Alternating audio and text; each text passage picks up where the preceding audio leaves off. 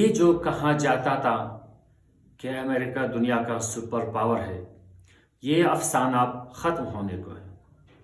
دنیا کے عظیم ترین طاقت کو اس وقت مشرق وسطیٰ میں فرار کا راستہ نہیں مل رہا ہے۔ تمام عرب ممالک سے یکے بعد دیگرے امریکی اڈے خالی ہو رہے ہیں۔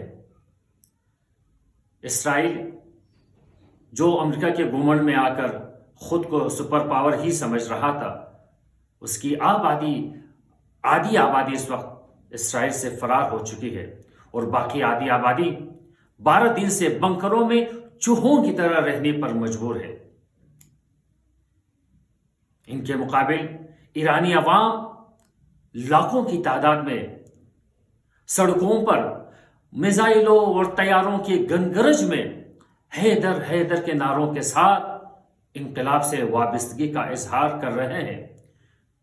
وہ اس بہادری کے ساتھ عزیزان ایک نئی تاریخ رقم کر رہی ہے۔ بلا شک امریکہ اس وقت جو میڈیا پہ آ کر بلند و بانگ دعوے اور دھمکیوں پر اتر آیا ہے، لیکن حقیقت یہ ہے کہ وہ در پردہ چین، رشیا اور عرب ممالک کے ذریعے سے جنگ بندی کی درخواستیں دینے پر مجبور ہو چکا ہے۔